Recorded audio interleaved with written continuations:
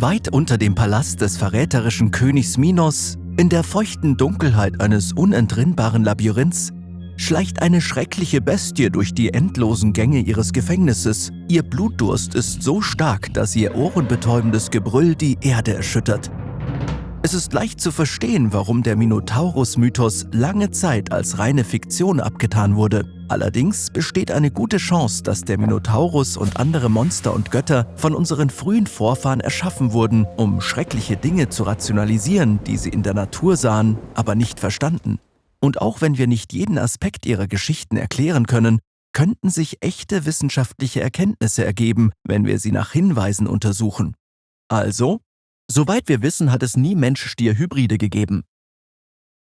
Doch in den frühesten Schriften über den Minotaurus wird seine physische Form nicht einmal erwähnt. Das ist also wahrscheinlich nicht der entscheidende Teil der Geschichte. In einem Punkt sind sich die verschiedenen Erzählungen jedoch einig: Die Bestie lebt unter der Erde und wenn sie brüllt, verursacht sie enorme Probleme. In den verschiedenen Mythen wird auch genannt, dass der geniale Erfinder Daedalus das Labyrinth unter der Insel Kreta geschaffen hat. Archäologische Versuche, das sagenumwobene Labyrinth zu finden, scheiterten. Aber Kreta selbst lieferte den wertvollsten Hinweis von allen in Form von seismischer Aktivität.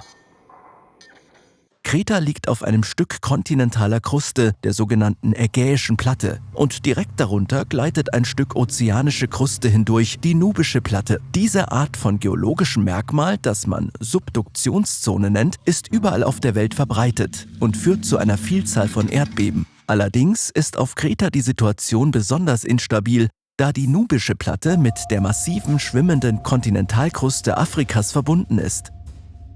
Wenn sich die Nubische Platte bewegt, sinkt sie nicht annähernd so leicht und nicht so steil ab wie die ozeanische Kruste in den meisten anderen Subduktionszonen. Stattdessen drückt sie Teile des Mittelmeers gewaltsam und abrupt nach oben, was als Hebung bezeichnet wird. Und Kreta liegt im Hebezentrum. Im Jahr 2014 gab es auf Kreta mehr als 1300 Erdbeben der Stärke 2,0 oder höher. Im Vergleich dazu gab es im gleichen Zeitraum in Südkalifornien, einem viel größeren Gebiet, lediglich 255 Erdbeben. Natürlich haben wir keine detaillierten seismischen Aufzeichnungen aus den Tagen von König Minos, aber wir wissen durch Fossilienfunde und geologische Untersuchungen, dass es auf Kreta zu schweren Hebungen kam, die manchmal mehr als 9 Meter in einem einzigen Moment betrugen. Im Vergleich dazu waren auf der Insel Hawaii Erdbeben und vulkanische Aktivität eng mit den Legenden um Pele verknüpft, einer feurigen und schönen Göttin. Wie beim Minotaurus handelten ihre Mythen von Zerstörung, beinhalteten aber auch Elemente des Tanzes und der Schöpfung. Warum also entstand auf Hawaii Pele und auf Kreta der Minotaurus? Der Unterschied ist vermutlich auf die Lava zurückzuführen, die auf viele der schlimmsten Erdbeben auf Hawaii folgte. Die Lava auf Hawaii besteht aus Basalt, der nach dem Abkühlen überaus fruchtbar ist.